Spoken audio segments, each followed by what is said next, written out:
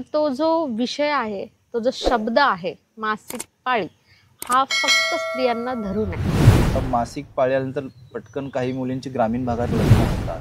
आपण पहिलं येऊयात की लग्नाच्या आधी मुलींनी काय गोष्टींची काळजी घेतली पाहिजे.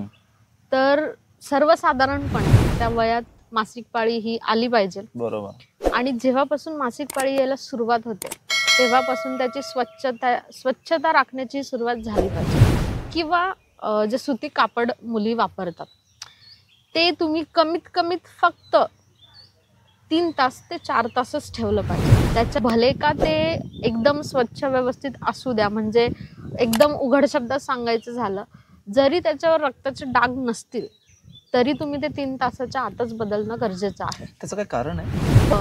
म्हणजे मी सांगू इच्छिते महिलांना आणि मुलींना पण की कधीतरी तुम्ही एखादं पॅड घ्या आणि ते फाडून बघा, त्याच्यामध्ये किती लेयर्स आहेत. जेवढं पॅड हलकं तेवढं ते स्वस्त. ओके. आणि महिला जसं सगळीकडे बचत करतात तशा इथेही बचतीवर लक्ष देतात, पण खरं तर ही काटकसर करायची गोष्ट नाहीये. हे खूप महत्वाचं आहे. आता जे पॅड किंवा जे प्रोडक्ट मी वापरतीये तेच गरजेचं नाहीये की माझ्या आईने वापरावं. कदाचित तिची ती स्किन वेगळी आहे, माझी स्किन वेगळी आहे, रिॲक्शन्स वेगळे असू शकतात.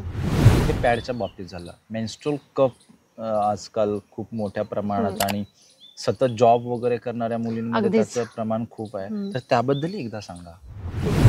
तर मेन्स्ट्रुअल कपला आपण म्हणू मासिक पाळीचा कप. आता कप म्हणल्यावर माणसाला चहाचा कपही वाटू शकतो की अरे चहाचा कप आहे का, पण तसं नाही. स्ट्रक्चर त्याचं कप सारखं आहे. त्याच्या मासिक पाळीच्या काळात पुरुष म्हणून पुरुषाने त्या आपल्या पार्टनरची कशी काळजी घेतली पाहिजे? मानसिकरित्या समजून घ्या, तुम्ही त्यांना भावनिकरित्या समजून घ्या. हे बघा, मासिक पाळी जी आहे ती शरीरामध्ये काही हार्मोन्सचा चेंजेस होतो. हार्मोन्स डेव्हलप्ड होतात. जसं मुलीचं वय होतं तशी बॉडी बदलते थोडीशी. आपण बघतो की शरीरात बदल होतात.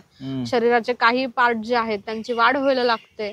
जसे मुलांमध्ये जसे बदल होतात की मुलांना दाढी येते, बरोबर, मुलांचा थोडासा जो कंठ आहे.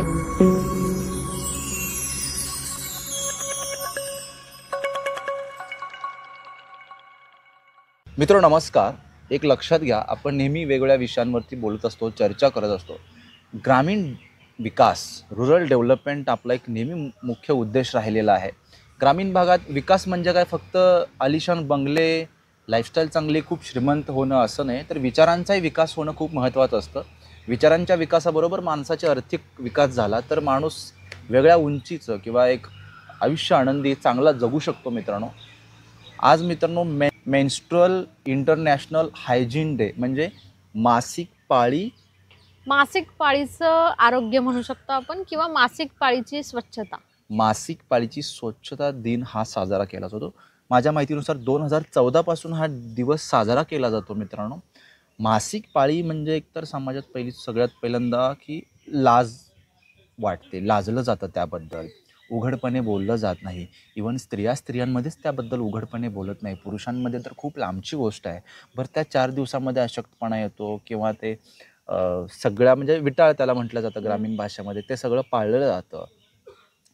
त्याचं काय कारण आहे? ती स्वच्छता, योनिमार्गाची स्वच्छता ठेवणं खूप अत्यंत महत्त्वाची गरज आहे. मित्रांनो, ते जर नाही झालं तर खूप भीषण परिस्थिती, खूप भीषण आजार होऊ शकतात. या सगळ्या संदर्भात ज्यांचा ग्राउंडवरती कामाचा खूप चांगला अनुभव आहे आणि अझीम प्रेमजी नॅशनल युनिव्हर्सिटीच्या विद्यार्थी राहिलेला आहेत, वेगवेगळ्या NGO सोबतचं त्यांचं काम आहे. MA एज्युकेशनल डेव्हलपमेंटमध्ये त्यांचं शिक्षण झालेलं आहे. मित्रांनो, एज्युकेशनल डेव्हलपमेंटमध्ये त्या मास्टर आहेत. कुठून आहेत? अझीम प्रेमजी नॅशनल युनिव्हर्सिटी जे बेंगळुरूला आहे, तिथून त्यांचं शिक्षण झालं आहे. त्यामुळे तुम्ही विचार करा, त्यांचा कामाचा खूप चांगला, दीर्घ आणि खोलपर्यंतचा अनुभव आहे.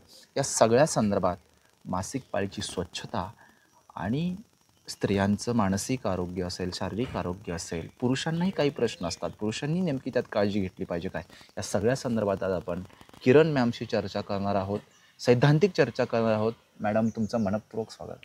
नमस्कार, थँक्यू मला बोलवण्याबद्दल. आणि आज आपण जी चर्चा करणार आहोत, मी सांगेल, म्हणजे मी तुम्हालाही सांगेल आणि मी इतरांनाही सांगू इच्छिते की हे काही आपण पुस्तकी ज्ञान किंवा एखादा कोणता धडा द्यायला इथे आज आपण नाही बसलेलो, पण जे काही मी माझ्या कामातून अनुभवलंय, जी ज्या प्रकारे मी काम केलंय, त्या अनुषंगाने आज आपण एक चर्चा करतोय आणि ती समाजापर्यंत कशी पोहोचवता येईल ह्याचा एक आज माझा एक हा उद्देश आहे. माझ्याबद्दल थोडंसं सांगायचं झालं तर जसं तुम्ही सांगितलं की मी अझीम प्रेमजीमधून MA एज्युकेशन केलं आणि त्याच्यानंतर मी पालघरमध्ये जव्हार जो भाग आहे, कदाचित बरेचसे लोक त्याला जाणूनही असेल आणि तुम्हीही त्याच्याबद्दल माहिती असेल. तर जव्हार या भागामध्ये मी आदिवासी भागामध्ये या विषयावर काम केलं अनइनहिबिटेड या ऑर्गनायझेशन सोबत.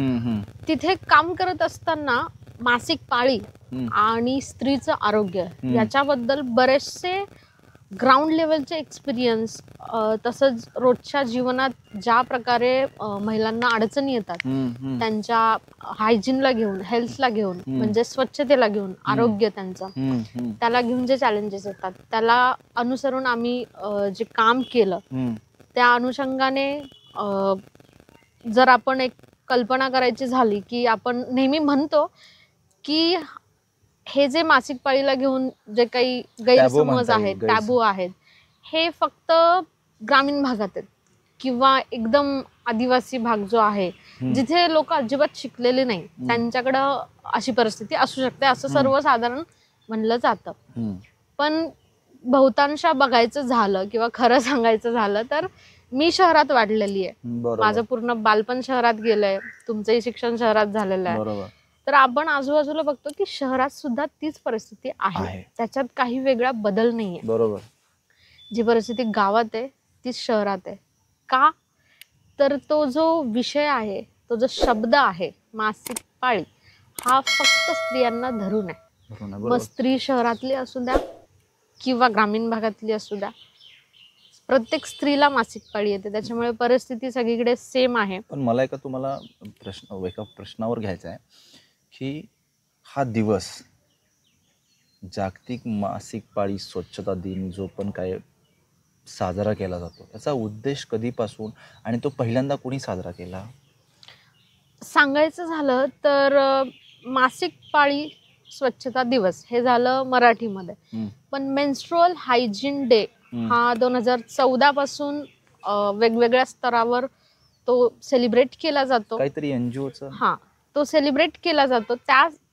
त्याचं कारण हे तो सेलिब्रेट करण्याचा की त्याचा एक अवेअरनेस म्हणजे जागृती समाजामध्ये होईल की मासिक पाळी काय आहे, त्याची स्वच्छता काय आहे आणि ती का राखणं महत्वाचं आहे, हे त्याची सर्वसाधारण उद्दिष्ट आहे. आणि जर्मन बेस्ड एक ऑर्गनायझेशन आहे ज्याचं नाव वॉश युनिट म्हणून आहे. त्यांच्या माध्यमातून हा दिवस साजरी करण्यात येतो आणि त्या ज्या युनिटची स्थापना आहे ती 2013 रोजी खरं तर झाली होती. पण जसं आपण म्हणतो की प्रत्येक गोष्ट घडायला वेळ लागतो, बरोबर तसं आहे. 2013ला जरी त्याची स्थापना झाली असेल तरी तो जागतिक स्तरावर सेलिब्रेट केला जातो 2014 पासून. ओके. आता मासिक पाळी आल्यानंतर पटकन काही मुलींची ग्रामीण भागात लग्न होतात, तर त्या दृष्टीनं तुमचा अनुभव आणि त्या योनी मार्गाची स्वच्छता ठेवण्याबद्दल तुमचा ओपनली थेट सल्ला सांगा. सो आपण पहिलं येऊयात की लग्नाच्या आधी मुलींनी काय गोष्टींची काळजी घेतली पाहिजे.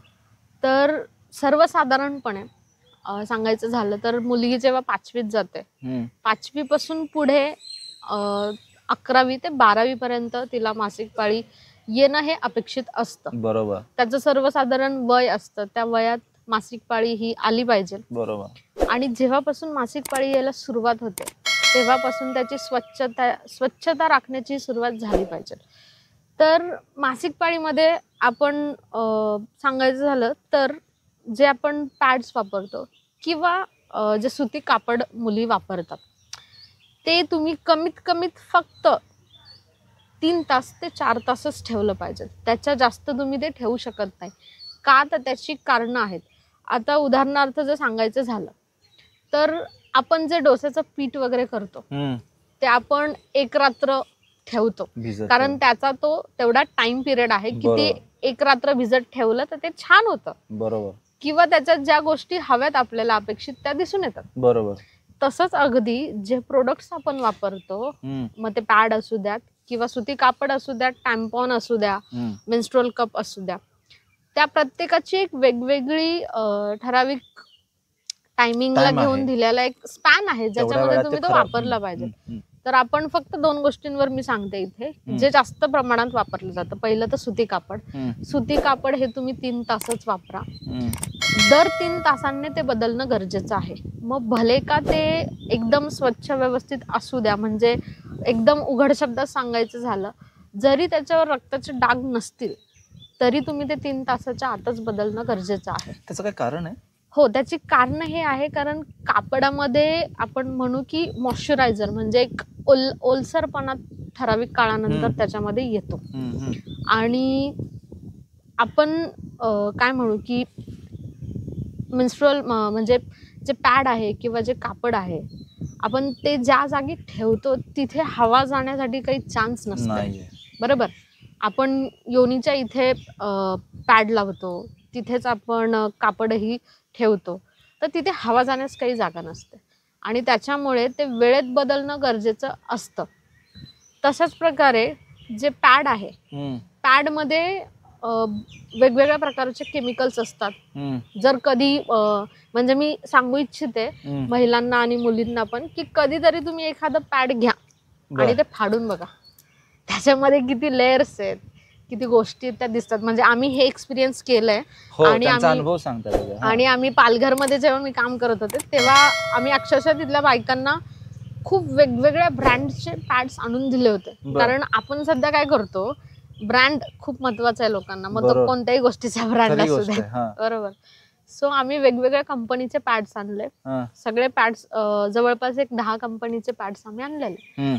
ते सगळे पॅड्स एक पॅड आम्ही फाडलं. बर का फाडलं तर बघायचं होतं आम्हाला त्याच्या आतमध्ये काय काय गोष्टी आहेत. बर कारण ते आपण वापरतोय, आणि आपण ते अतिशय महिन्याला सेन्सिटिव्ह वापरतोय. जागेवर वापर. एक्झॅक्टली. हा. जी गोष्ट तुम्ही दर महिन्याला वापरता ती तुम्हाला बघता तर आली पाहिजे ना नक्की आहे तुम्हाला काय तरी कशी. निष्कर्ष काय निघाल त्याच्यातून? सो आम्ही ते याच्यासाठी केलं होतं की आम्हाला हे बघायचं होतं कोणतं पॅड सगळ्यात जास्त कम्फर्टेबल असू शकतं ओके. किंवा पॅड्सचे स्ट्रक्चर कसे आहेत. हा, हा, काही 3 लेअरचे पॅड्स असतात, काही हा. जस्ट 2 लेअर्सचे असतात. हा. ठीक आहे. आणि जेवढं पॅड हलकं तेवढं ते स्वस्त. ओके. आणि महिला जशा सगळीकडे बचत करतात तशा इथेही बचतीवर लक्ष देतात. पण खरं तर काटकसर. खरं तर ही काटकसर करायची गोष्ट नाहीये. हा. सो ते पॅडमध्ये जेवढे केमिकल्स असतात त्याचीही काही ठराविक टाइम स्पॅन असतो. बरोबर. त्या अनुषंगाने ते 3 तासात बदलणं गरजेचं असतं कारण त्याची ती कॅपॅसिटी संपून जाते. बरोबर. आता मला सांगा, म्हणजे पॅड वापरत असताना ते किती लेअर्स असावं? 3, 4, 5 असं म्हणजे मला माहित नाही, तुम्ही हा. सांगा. आता कसं आहे की आपण प्रत्येकाची एक चॉईस असते बरोबर. आणि एक कम्फर्ट झोन असतो बरोबर. प्रत्येक गोष्टीमध्ये. त्याचसोबत तुमच्या स्किनला काय सूट होतंय हे खूप महत्वाचं आहे. आता जे पॅड किंवा जे प्रोडक्ट मी वापरतीये हो. तेच गरजेचं नाहीये की माझ्या समोर. आईने वापरावं. बरोबर. कदाचित तिची ती स्किन वेगळी आहे, माझी स्किन वेगळी आहे, रिॲक्शन्स वेगळे असू शकतात. सो जे पॅड एकदम सॉफ्ट आहे, आयडियली सांगायचं झालं तर जे आपल्या हाताला सॉफ्ट वाटतंय, ठीक आहे, जे आपल्याला कॅरी करायला म्हणजे ते लावून आपल्याला चालायला सोपं जाईल, हम्म, हम्म. अशा प्रकारचे पॅड आपण वापरू शकतो. शक्यतो बाजारात आता बऱ्याचशा कंपनीचे पॅड्स आहेत. स्टेफ्री झालं, स्टेफ्रीमध्ये पण सॉफ्ट वेगळं असतं, थोडं लॉंग लास्टिंग वेगळं असतं. सो ते व्यक्तीनुसार ते आपण बदलत जातं. बदलत जातं. दुसरा प्रश्न माझा हे पॅडच्या बाबतीत झाला. मेन्स्ट्रुअल कप आजकाल खूप मोठ्या प्रमाणात आणि सतत जॉब वगैरे करणाऱ्या मुलींमध्ये अगदीच. त्याचं प्रमाण खूप आहे. हम्म. तर त्याबद्दलही एकदा सांगा. ओके. सो बाजारामध्ये ना मेन्स्ट्रुअल कप आहे, टॅम्पॉन आहे. सगळ्यात पहिली गोष्ट, मेन्स्ट्रुअल कप हे मराठीत जरा समजावा. तर मेन्स्ट्रुअल कपला आपण म्हणू मासिक पाळीचा कप. ओके. आता कप म्हणल्यावर माणसाला चहाचा कपही वाटू शकतो की अरे चहाचा कप आहे का, हा.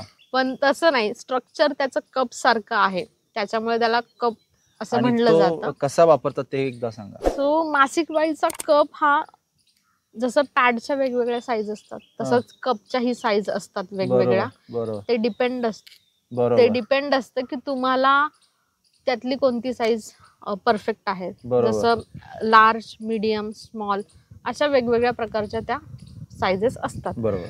तो कप शक्यतो आपण पॅड आपण आपल्या योनीच्या वर ठेवतो, बरोबर. पण मासिक पाळीचा जो कप आहे तो योनीच्या आतमध्ये असतो. ओके. आणि मासिक पाळीचा कप याच्यासाठी वापरला जातो कारण आजकालच्या मुलींना कामाचा जास्त लोड आहे. कोणाला स्विमिंग आवडतं करायला, तर कोणी स्पोर्टमध्ये आहे. आणि हे सगळं करत असताना फक्त मासिक पाळी हे थांबण्याचं कारण नाही बनावं. बरोबर. तर मासिक पाळीचा कप हा वेगवेगळ्या साईजमध्ये असतो आणि ते वापरण्याची कारणेही अशी आहेत की दैनंदिन जीवनामध्ये मुलींना अडचणी नाही यावेत. जसं की प्रत्येकाला काही ना काहीतरी हॉबी असते, त्या अनुषंगाने तो वापरला जातो. आता पॅड आपण हे आपल्या योनीच्या म्हणजे मुली ज्या आहेत त्या योनीच्या वरती आपण पॅड लावतो. तर खरं सांगायचं तर आपली जी योनी आहे ती आपल्यालाही म्हणजे मुलींनाही ती बघता न येण्याजोगी म्हणजे तिथे नाही बघितलं जात शक्यतो. सो मी म्हणेल की आपण तो पॅड जे आहे ते वरच्या भागावर आपण लावतो. बरोबर. पण जो मेन्स्ट्रुअल कप आहे तो अगदी योनीच्या आतमध्ये ठेवूनच त्याचा वापर केला जातो. बरोबर. सो तो वापरताना काय काळजी घ्यावी हे मी सर्वप्रथम सांगते. जेव्हा आपलं शरीर किंवा आपलं मन प्रोडक्ट चेंज करायला रेडी असेल की मला आता पॅड नाही वापरायचंय, पॅड का नाही वापरायचंय, तर मला त्याच्यामुळे जास्त इचिंग होते किंवा मला रॅशेस येत आहेत, माझ्या शरीराला ते बेसिकली सूट होत नाहीये आणि आता माझी तयारी आहे की मी मासिक पाळीचा कप वापरू शकते, त्यावेळेस मुली मासिक पाळीचा कप वापरायला घेतात. आता मी हे का सांगितलं मनाची तयारी, कारण तुम्ही तो घाई गडबडीत भीतीमध्ये तुमच्या योनीमध्ये कधीच टाकू शकत नाही. ठीक आहे. कप हा साधारणतः LMS अशा साईजमध्ये अवेलेबल असतो बाजारात. चांगल्या ब्रँडचा कप मुली घेऊ शकतात. मला एक सगळ्यात पहिली गोष्ट एक क्लिअर करायची आहे. काय होतं माहिती आहे का, असं काहीतरी शहरी नाव ऐकलं किंवा आता मेन्स्ट्रुअल कप वगैरे कदाचित ग्रामीण भागातल्या किंवा आर्थिक परिस्थिती कमी असणाऱ्या महिलांना मुलींना असं वाटतं खूप महागडी गोष्ट आहे की काय. अगदी अगदी वाटू शकतं. तर त्या प्रश्नावर उत्तर सांगा. सो ही खूप महागडी गोष्ट नाही. मी सांगायचं झालं तर ही वन टाइम इन्व्हेस्टमेंट आहे तुमची जवळपास 8 ते 9 वर्षासाठी. कपची एका हो एकदा घेतला की 8 ते 9 वर्ष वापरता येतो. अगदी अगदी. एकदा एक्सप्लेन करा. सो आता मी सांगते, कप हा शक्यतो खूप तुम्हाला चांगला सॉफ्ट सिलिकॉनचा कप असतो. तो बाजारात खूप फ्रॉड होतात, त्याच्यामुळे तो चेक करून घेणं गरजेचं असतं. जो एकदम सॉफ्टली फोल्ड होऊ शकतो, कसाही त्याला आपण असं करू शकतो, तो सिलिकॉनचा कप आपण घेतो. चांगल्या कंपनीज आहेत. स्टार्टिंग प्राइस जी आहे ती कपची ती 500 पासून पुढे असते. तुम्ही घेऊ तसा तो कप असतो. पण मी शक्यतो सांगेल की तुम्ही 900-800 पासून जी सुरुवात होते ते कप्स घ्या, जे बाजारात चांगले मानले जातात. आणि तुम्ही एकदा ठीक आहे चला तुम्ही एकदा 1000 रुपये इन्व्हेस्ट करा, पण तुम्हाला पुढचे कमीत कमीत 8 वर्ष तो कप चेंज करायची गरज पडत नाही. का पडत नाही, कारण त्याचा तेवढा लाईफ स्पॅन आहे, तो क्वालिटी तशी आहे, तो टिकतो तेवढा.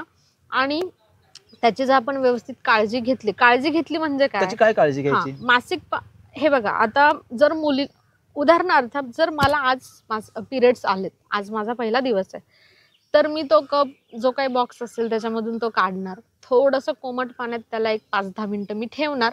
कोमट पाणी ते पण प्यायचं पाणी तुम्ही वापरा, कोणतंही बोरिंगचं पाणी वगैरे वापरू नका. त्याचं एक छोटंसं भांडं असलं पाहिजे घरामध्ये, छोटंसं पातेलं म्हणा, कारण त्याच्यात तो थोडासा गरम पाण्यामध्ये टाकून ठेवायचा असतो. तो टाकल्यानंतर तुम्ही त्याला थोडंसं थंड पाण्यामध्ये टाका, त्याला थोडा व्यवस्थित त्याच्यासोबत एक कॉटनचं कापडही असतं, नसेल तर तुम्ही ते घ्या आणि त्याला व्यवस्थित पुसून मग तो वापरायला तुम्ही सुरुवात करू शकता. आता तुम्ही आज तो वापरायला घेतलाय, मासिक पाळीचा जो कप आहे तो साधारणतः तुम्ही 5 ते 7 तास आरामात वापरू शकता किंवा त्याचे जास्तही वापरू शकता. हे डिपेंड आहे तुम्हाला पिरियड्सचा किती फ्लो आहे त्याच्यावरती. ठीक आहे. तरी मुली आजकाल जेव्हा पण कुठे लांब जायचं असेल, एकदम 8 ते 9-10 तासाचा प्रवास असेल, तेव्हा तो मासिक पाळीचा कप मुली वापरतात, कारण तो तेवढा वेळ आरामात जातो. तो कप योनीमध्ये असताना सुद्धा मुली बाकीच्या गोष्टी करू शकतात. उदाहरणार्थ मुली वॉशरूमला फ्रीली जाऊ शकतात. हो, वॉशरूमला जातानाही काही घाबरायची गरज नसते. त्याच्यामुळे त्या प्रोडक्टला तेवढी आता सध्या डिमांड आहे आणि ते मी सांगेल की मुलींनी ते ॲक्सेप्ट केलं पाहिजे, कारण आपल्या लाईफसाठी ते खूप इझी टू कॅरी आहे.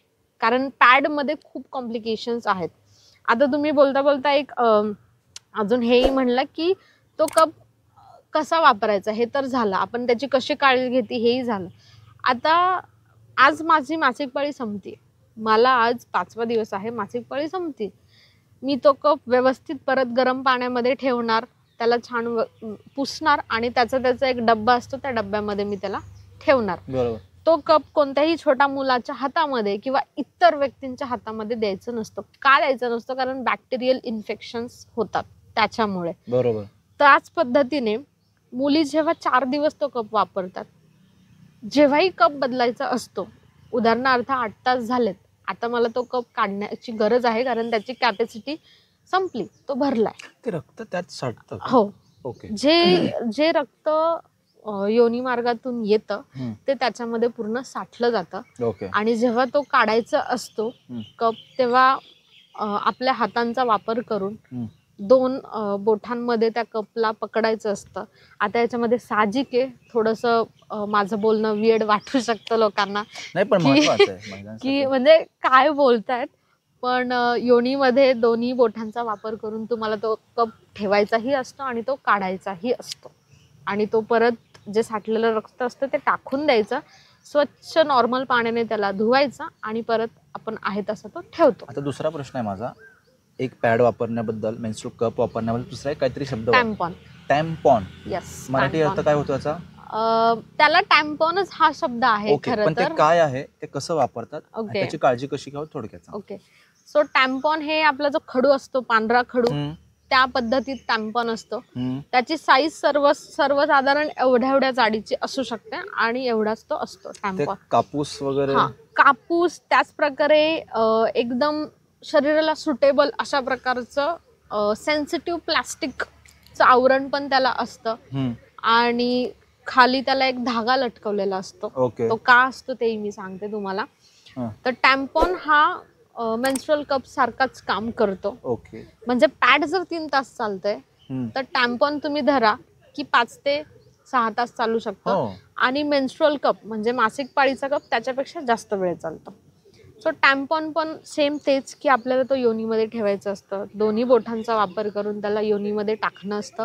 त्याची खालची जी दोरी असते ती कट करायची नसते मुलींनी ना, ती ओढायची असते. ती आपल्या सेफ्टीसाठी असते, कारण जेव्हाही ते टॅम्पॉन आपल्याला अगेन योनी मार्गातून काढायचं असतं तेव्हा ती जी दोरी असते तिला अलगद ओढायचं असतं. म्हणजे जागा एवढी सेन्सिटिव्ह आहे की तुम्ही खचकन ओढून चालत नाही, एकदम सेन्सिटिव्हली ते ओढायचं असतं. आणि हे सगळं प्रोसिजर करताना घाबरून चालत नाही. बरोबर. तुमचं शरीर, तुमची बॉडी नॉर्मल हवी, एकदम हलकं, मनही हलकं, शरीरही हलकं. घाबरण्यासारखं कारणही नाही तसं. पण मुली घाबरतात, कारण तुम्ही बघा ना, जर आपल्याला सुई जरी टोचली तर कसं होतं. सो तो विचार येतो ना की मला हे आतमध्ये ठेवायचंय, माझ्या शरीराच्या आतमध्ये.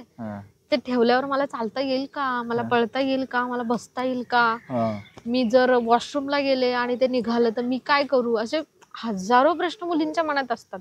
आणि हे प्रश्न का येतात मनामध्ये? कारण त्याची जनजागृती नाहीये, कारण याच्यावर बोललं जात नाही, बोलणं टाळलं जातं, विचारलं तर प्रश्नांची उत्तरं भेटत नाहीत. मला किरण आज एक प्रश्न विचारायचा तुम्हाला या निमित्ताने. हे ॲक्सेप्ट करण्यासाठी आया मंडळी पण खूप आहेत की त्यांनाही अजून, अर्थात त्या जनरेशनचा भाग असेल म्हणून त्याही अजून काही गोष्टी स्वीकारत नाहीत. तर त्यांना त्या आया मंडळी ज्या आहेत, जरा त्यांनी थोडंसं मॉडर्न होऊन मुलींना या गोष्टी सांगून अवेअरनेस करून जरा थोडं समजवावं, त्या दृष्टीने आईंना काय सल्ला आहे तुमचा? मी हे सांगेल की आई ही सगळ्यांसाठीच महत्वाची असते. आणि मुलीच्या जन्मापासून आईचा रोल खूप महत्वाचा असतो. सो आयांनी खरंच ह्या गोष्टीकडे लक्ष दिलं पाहिजे, मुलींना त्यांनी सपोर्ट केला पाहिजे.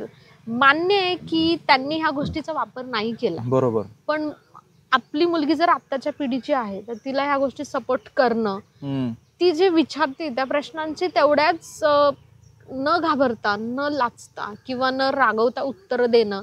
मी हे माझ्या एक्सपिरियन्स मधून सांगते. जेव्हा पालघरला मी काम करत होते ना, तेव्हा मुली जेव्हा प्रश्न विचारायच्या ना त्यांच्या आयांना की मला हे असं होतंय, मला तसं झालंय, म्हणजे मी तुम्हाला एक जस्ट छोटीशी गोष्ट सांगते शॉर्टमध्ये.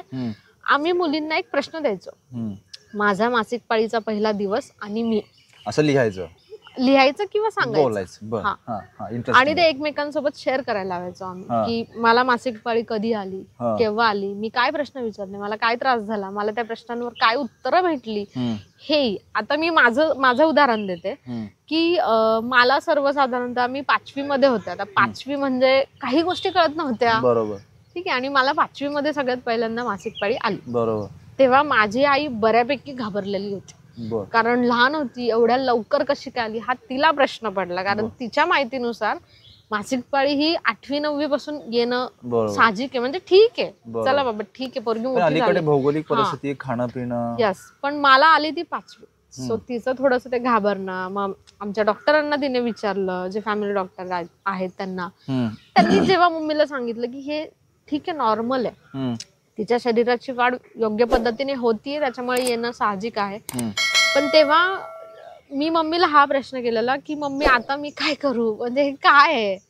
सो तेव्हा ती मला एवढंच बोलली की आता तुला ताई हे दर महिन्याला होणार आहे आणि घाबरू नको. म्हणजे तिचा हा जो शब्द होता ना की तू घाबरू नको, ते खूप मॅटर करतं. बरोबर बरोबर. पण काही वेळेस काय होतं, घरची परिस्थिती आणि तुम्ही राहताय कुठे, त्याही गोष्टी खूप मॅटर करतात.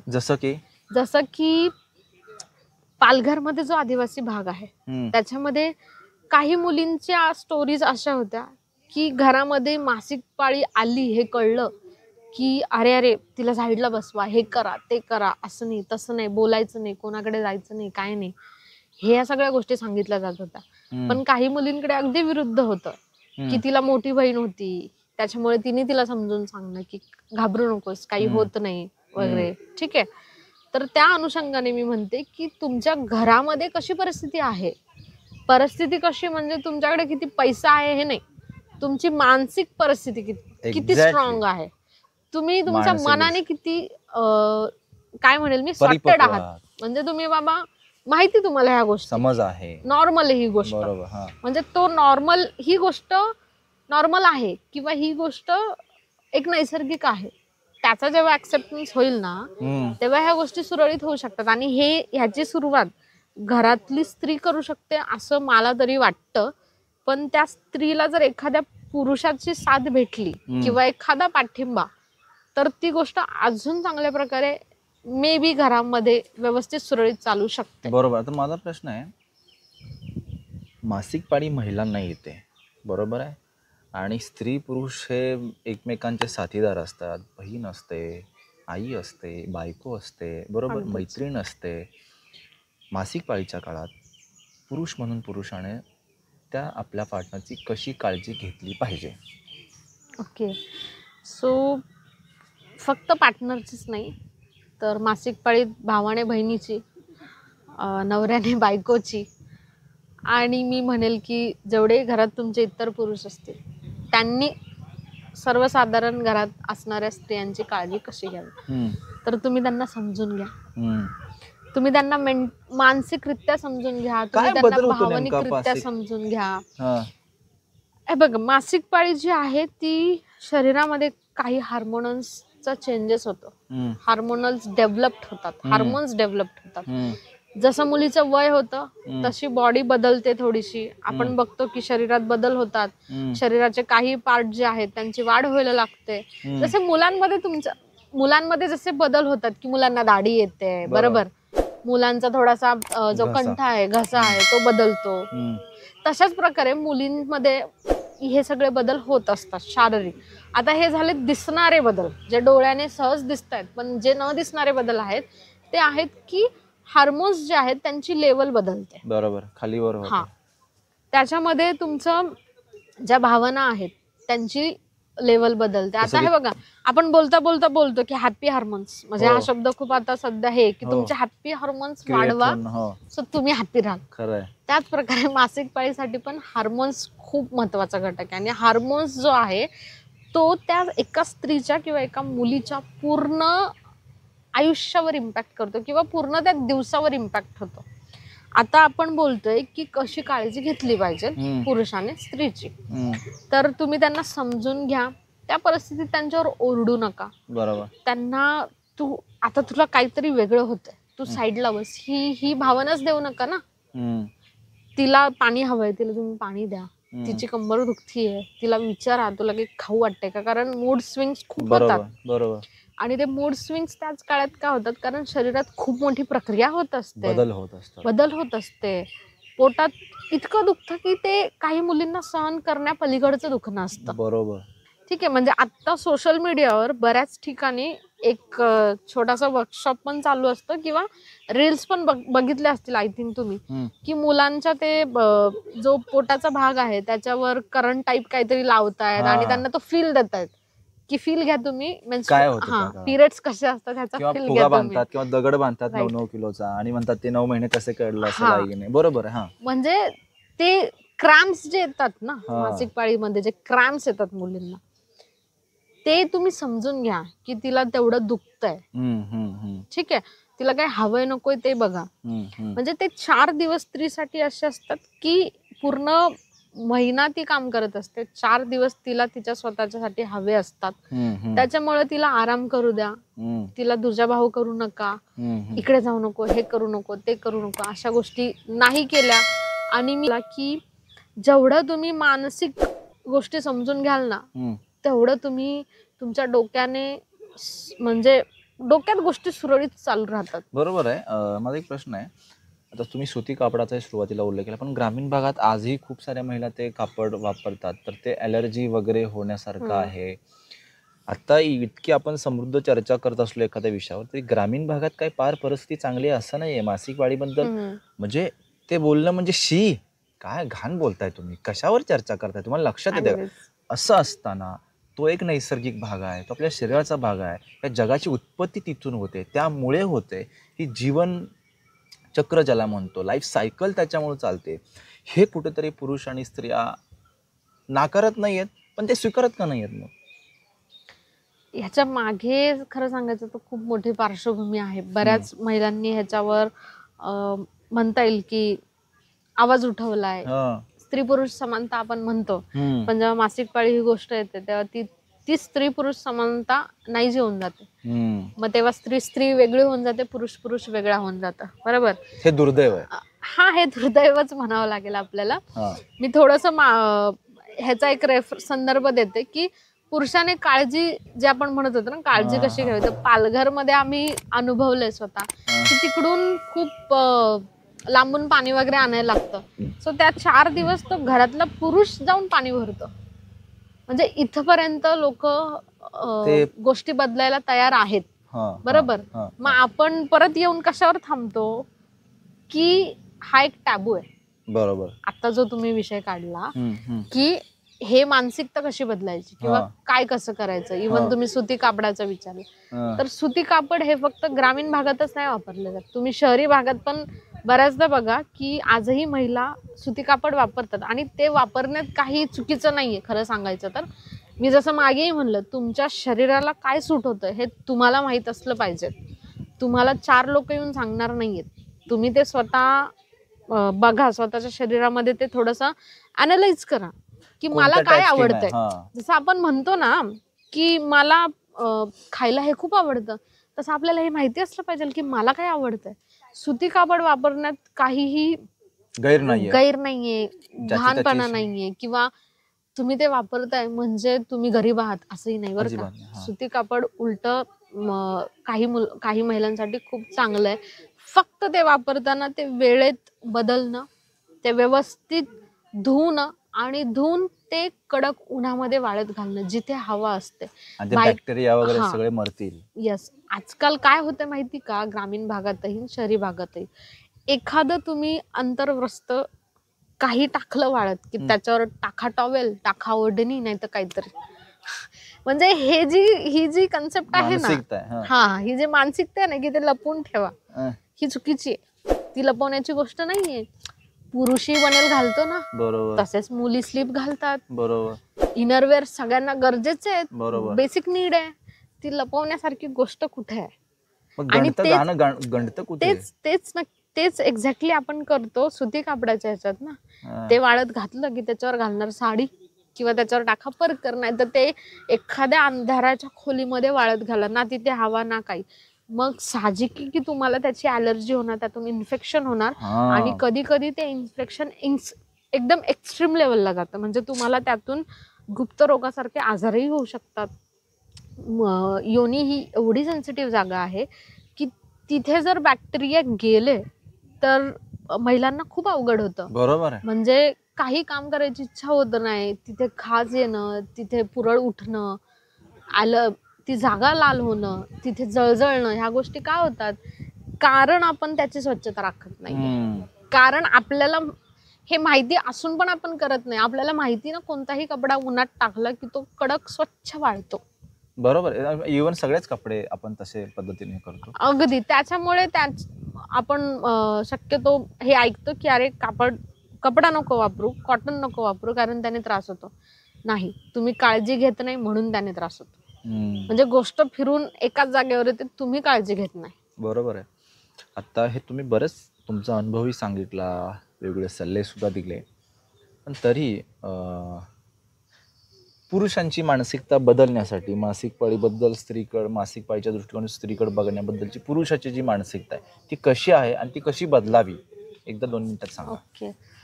आत्ता पुरुषांची मानसिकता मी म्हणेल की ती भागानुसार बदलतीये. तुम्ही कोणत्या भागात राहता, काय राहता. इवन मी शिक्षण महत्वाचा भाग परत जोडेल. म्हणजे मी स्वतः एज्युकेशन केलंय. सो तुमचं ह्या विषयातलं शिक्षण पण किंवा तुमचा कॉमन सेन्स नॉलेज खूप मॅटर करतं. तर शहरी भागातले जे पुरुष आहेत त्यांची आता मानसिकता थोडीफार बदलते. का तर बऱ्याचशा गोष्टी सोशल मीडियावर उघडपणे येत आहेत.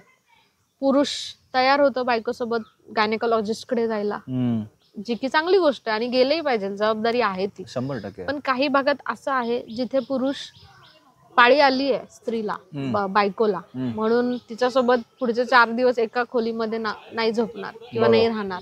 तिने जो तांब्याला हात लावलाय त्याला हात नाही लावणार. म्हणजे असं शिवता शिवत अशा बऱ्याच गोष्टी आजही काही भागात होतात. तर हा पॉइंट ऑफ व्ह्यू आपण लगेच तर बदल होणार नाही. कोणताही बदल व्हायला वेळ लागतो, पण हळूहळू त्याला एक पुश देणं आणि तो एक स्टेप स्त्रीने घेणं आणि एक स्टेप पुरुषाने घेणं खूप गरजेचं आहे. म्हणजे नुसती स्त्री ओरडून नाही चालणार ना, पुरुषाने ऐकलंही पाहिजे ना. बरोबर. तेव्हा कुठे ती गोष्ट जुळून येऊ शकते. आणि मी हेही सांगेल की जसे महिलांसाठी वेगवेगळे उपक्रम आहेत. म्हणजे मी जिथे काम करत होते ना तिथे आम्ही फक्त महिलांसाठी काम नव्हतं करत. आमच्याकडे काही मेल स्टाफ होता. म्हणजे माझे काही मेल कलिग होते, ते तिकडे काही पुरुषांसोबत सत्र घ्यायचे. म्हणजे आम्ही जसं महिलांसोबत घ्यायचो तसं ते पुरुषांसोबत घ्यायचे. त्याच्यामध्ये ते पुरुषांना हे समजून सांगायचे की हे काय आहे, का बदललं पाहिजे, का गरजेचं आहे. आणि ते पुरुषांनी ऐकणं खूप गरजेचं आहे. म्हणजे कोणतरी तुम्हाला सांगते तर ते ऐका. अपेक्षा ही नाहीये की उद्यापासून लगेच क्रांतिकारी व्हा आणि तुम्ही बदला, नाही, पण तुम्ही हळूहळू समजून तर घ्या. कारण आपण लहानपणापासून मुलांना आपल्या एक शब्द वापरत असतो की तू समजूतदार हो, तू समजून घे, तुम्ही आम्हाला उद्या जाऊन समजून घेतलं पाहिजे. आता आई वडील, आता मी ज्या वयात आहे त्या वयातल्या सगळ्याच मुलींना आई वडिलांचा तर एक कॉमन शब्द असतोच की तुम्ही आम्हाला आता इथून पुढे काय समजून घेणार आहे. तर तो समजून घेणं हा जो शब्द आहे ना, तो मासिक पाळीमध्ये खूप गरजेचा आहे. तुम्ही न बोलता स्त्रीच्या गोष्टी समजून घ्या. कारण प्रत्येक गोष्ट जर स्त्री बोलायला लागली तर ती तुम्हाला कदाचित सहन नाही होणार. कदाचित सहन नाही होणार. तुम्ही म्हणाल काय काय वडबडते तू. म्हणजे मलाही आज हा प्रश्न पडलाय एक मनामध्ये कुठेतरी की मे बी लोक म्हणतील की बापरे ही मुलगी काय काय बोलते, किंवा आज नवीन आपल्या समोर आणलंय. पण खरं तर याच्यावर बोलणं खूप गरजेचं आहे. मग ते तुम्ही तुमच्या घरात बोला किंवा तुम्ही नवरा बायको एक सोबत बसून बोला. ते बोलल्याने कदाचित परिस्थिती नक्कीच बदलू शकते. शहरी भागात जसे बदल होत आहेत तसेच ग्रामीण भागातही होऊ शकतात. ग्रामीण भागात गाडी कुठे अडते माहिती का, की स्त्री त्या उंबऱ्याच्या बाहेर जातच नाही ना बोलायला. ती डेअरिंग असणं खूप गरजेचं आहे. आणि त्याच्यासाठी समोरच्या पुरुषाने तेवढं सॉफ्ट असणं गरजेचं आहे. खरी गोष्ट आहे. किरण मॅमनी खूप साऱ्या गोष्टींना एक वाट मोकळी करून दिली. त्या विषयावर तुम्ही चर्चा केली. मासिक पाळीच्या काळात आहार कसा असला पाहिजे? आहार व्हेज आणि नॉन व्हेज दोन्ही सांगा. हा, आहार हा तुमचा पौष्टिक असावा. पालेभाज्या तुम्ही खा शक्यतो. पाणी जास्त पाणी प्या. कारण त्या काळामध्ये शरीरात उष्णता म्हणजे ऊर्जा जी आहे ती खूप जनरेट होत असते. ठीक आहे, ऊर्जा आता मी म्हणेल एनर्जी ही वेगळी आणि ऍक्च्युअल टेम्परेचर हे वेगळं. सो पाणी जास्त प्या, थंड पाणी टाळा, नॉर्मल पाणी प्या, व्यवस्थित जे तुमच्या घरात बनतंय ते व्यवस्थित खा. पण बहुतांश वेळेस महिला किंवा मुली मासिक पाळीच्या काळात जेवतच नाही येतात, तशाच झोपलेल्या असतात. कारण ते पोटामध्ये तेवढं दुखतं हा, बरोबर म्हणून आहे. झोपतात. पण मी स्त्रियांनाही हे सांगेल की बऱ्याचदा आपणच आळशीपणा करतो की मला उठू वाटत नाहीये, हे नाहीये. ठीक आहे, तुम्ही भले का काम नका करू, पण तुम्ही तुमचा जो आहार आहे, जे काही घरात बनतंय ते तुम्ही व्यवस्थित खा. पालेभाज्या जास्त खा. आणि हे फक्त मासिक पाळीपुरतं खाणं मर्यादित नका ठेवू की 4 दिवस मी आता एवढं सगळं खाईल. नाही, तुम्ही कंटिन्यू ते खा. कारण तुम्ही काय खाता हे खूप ह्याचा इम्पॅक्ट तुमच्या मासिक पाळीवर पण पडतो. इव्हन सगळ्या शरीरावर असतो हो. त्याचा, पुरुष म्हणजे असो किंवा स्त्री. तुम्ही जंक फूड ज्या मुली जंक फूड जास्त खातात त्यांना आता मासिक पाळीचा खूप प्रॉब्लेम चालू आहे. हो, पीसीओडी, पीसीओएस अशा खूप गोष्टी चालू आहेत. म्हणजे तुम्ही फक्त मासिक पाळीपुरतं खाणं नका मेंटेन करू, तर तुम्ही सगळ्या गोष्टीत मेंटेन करा. ऑल्सो पाळी असताना नॉनव्हेजही माणूस खाऊ शकतो. असं काही नाही की नॉनव्हेज खायचं नाही किंवा ते वावगं आहे.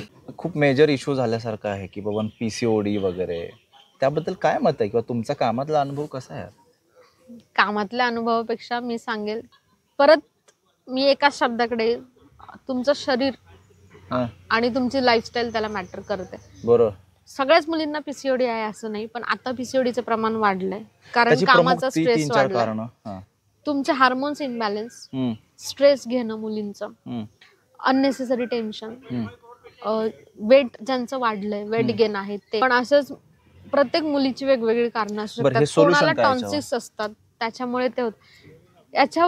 त्याच्यावर एकच उपाय आहे की तुम्ही तुमची जी लाईफ आहे, लाईफस्टाईल आहे ती सुरळीत ठेवा, छान ठेवा. एक्स्ट्राचं स्ट्रेस घेऊ नका, चिडचिड करू नका. ज्या गोष्टीपासून, ज्या लोकांपासून, ज्या वातावरणापासून तुम्हाला स्ट्रेस येऊ शकतो त्याच्यापासून दूर राहा. ओके. तुमचं वर्क लाईफ मेंटेन करा. मुली आजकालचं नाईट शिफ्ट खूप करतात त्याच्यामुळे ह्या गोष्टी होत आहेत. आणि तुम्ही व्यवस्थित आहार घ्या आणि झोपही व्यवस्थित घ्या. खरं आहे. आता माझा दुसरा प्रश्न तुमचा, एक लोणच्याच्या बाबतीत काहीतरी कामाचा अनुभव आहे? हो, म्हणजे आपण आपण केला होता, हो, काय एक्झॅक्टली आहे तो तुमचा अनुभव आहे, जशाच तसा प्रेक्षकांसाठी शेअर करा. ओके. सो पालघरमध्ये आमचं सेशन चालू होतं महिलांसोबतचं. बरोबर.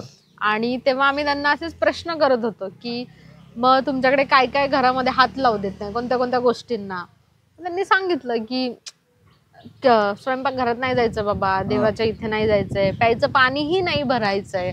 जे की आम्हाला थोडंसं शॉकिंग होतं की प्यायचं पाणी नाही भरायचंय, पण जेवलेली भांडी घासायचीच, घातलेले कपडे तर धुवायचेत, घरातलं झाडून तर काढायचंय तुम्हाला, वापरायचं पाणी भरायला जायचंय पण प्यायचं पाणी भरायला जायचं, लोणच्याला हात लावायचं नाही, पुरुषाला जेवण द्यायचं नाही का तो उलटी होते म्हणे. सो आम्ही लोणच्याचा किस्सा, हो, सो आम्ही महिलांना हा टास्क दिला होता खरं तर की तुम्ही खरंच एकदा ट्राय करा, म्हणजे बघा की तुम्ही लोणच्याला हात लावलाय मासिक पाळी आली तेव्हा, आणि 5व्या दिवशी तुम्ही ते लोणचं परत बघा, ते लोणचं खराब झालंय का चांगलंय हे तुम्ही बघून आम्हाला सांगाल. आणि त्यातल्या काही 2-3 स्त्रिया खरंच एवढ्या डेअरिंगबाज होत्या किंवा त्यांना ते करू वाटलं, इच्छा निर्माण झाली, म्हणून स्त्रियांनीही केलं, 1-2 मुलींनीही केलं की पाळी आली तेव्हा लावले त्यांनी लोणचं, आधी घेतलं लोणचं जेवायला वगैरे, लोणचं जेवणात.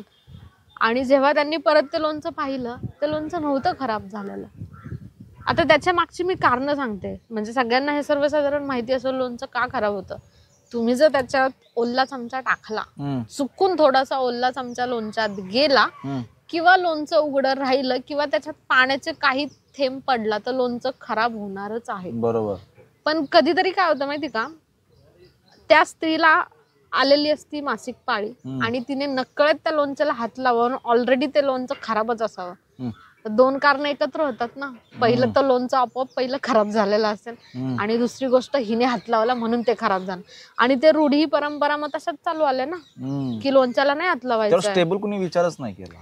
एक्झॅक्टली. आणि हे पिढ्यानुपिढ्या तसंच पुढे येत आहे ना सरळ. म्हणजे माझ्या मम्मीला माझ्या आजीने सांगितलं, आजीला तिच्या मम्मीनी, आणि माझी मम्मी आज मला सांगते, म्हणजे हे तसंच येतं ना सरळ पुढे. त्यातली तथ्यता पडताळून पाहणं ज्याला आपण एक्झॅक्टली. प्रत्येक गोष्टीची फॅक्ट पडताळणी करणं खूप गरजेचं हे आहे तर खूप प्रत्येक जगातल्या गोष्टीचं. खूप विद्वान माणसांनी सांगितलं की तथ्य पडताळून पहा. आपण निष्कर्षाकडे येतोय. मित्र, एक लक्षात घ्या, पुरुष असो किंवा स्त्री असो, जीवनशैली बदलते, त्याच्यात नाकारता येणार नाही, पण आहार आपला बॅलन्स असला पाहिजे. पाणीपुरी, बिस्किट, वडापाव हे दाबेली खाऊन तुम्ही कधीच शारीरिकदृष्ट्या तंदुरुस्त राहणार, आणि तुम्ही एका अर्भकाला, एका बालकाला जन्म देणार आहात. त्या हिशोबाने तुमचं शरीर सक्षम असलंच पाहिजे. मासिक पाळीच्या काळामध्ये पुरुषाने सुद्धा स्त्रीला समजून घेतलं पाहिजे. अगदीच. बहीण असो, आई असो, आपली बायको असो, या सगळ्यांना समजून घेतलं पाहिजे आणि मोकळेपणाने या विषयावर बोललं पाहिजे. विशेषतः ग्रामीण भागामध्ये आणि निम शहरी भागामध्ये सुद्धा अगदीच. बोललं पाहिजे. मोकळेपणाने चर्चा केली पाहिजे, न लाजता. अहो, मला सिंपल गोष्ट सांगा, माणसाच्या काही लघवी येणं, पाद येणं, मासिक पाळी येणं, है ना, शौचालयात जाणं, अतिशय साधारण गोष्टी आहेत. त्याला बाव न करता ह्या तुम्ही समजून घ्या. त्याच्याबद्दलच्या काही गोष्टी आहेत, शास्त्रीय अभ्यास करा. जोपर्यंत एखाद्या विषयाचा शास्त्रीय अभ्यास म्हणजे त्याला सायंटिफिक आधार ज्याला म्हणतो, ते जोपर्यंत तुम्ही करणार नाही, तोपर्यंत तुम्ही अज्ञानात राहाल. आपण या सगळं करत असताना आपण देवधर्म कधीच नाकारायचं नाही, पूजा अर्चा कधीच नाकारायची नाही. जी आपली प्रार्थना आहे, जे आपलं पूजापाठ आहे, हे केलंच पाहिजे. पण शेवटी मित्रांनो, ह्या शास्त्रीय गोष्टीसुद्धा आपण अभ्यासात घेतल्या पाहिजेत, ह्या माहीत झाल्या पाहिजेत. गावातल्या माणसाला बऱ्याचदा माहीत नसतं, पण समजून घ्या. हा व्हिडिओ तुम्हाला कसा वाटला कमेंट करून नक्की कळवा. आणि किरण मॅम, तुम्ही वेळ दिला, आमच्याशी भरभरून बोलला. त्यांचा 5-6 वर्षाचा साधारण एक अनुभव आहे या सगळ्या मासिक पाळी आणि स्त्रियांचं आरोग्य, शिक्षण. त्या अझीम प्रेमजी नॅशनल युनिव्हर्सिटीच्या APOच्या ना येस.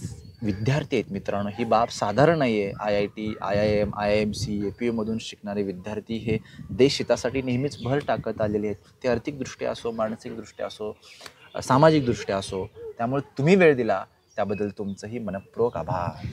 Thank you so much. तुमचे आभार की तुम्ही मला संधी दिली बोलायची. आणि बऱ्याच दिवसापासून ही गोष्ट खरं तर बोलायची होती आणि बऱ्याच लोकांसमोर मांडायची होती. म्हणजे आजच्या युगाची काय म्हणता येईल, एक मुलगी म्हणून मला माझ्या संकल्पना, माझ्या कन्सेप्ट आणि माझे विचार मांडायचे होते. So thank you so much. Yes, तुर्तास मनःपूर्वक धन्यवाद. व्हिडिओ आवडला असेल तर चॅनलला सबस्क्राईब.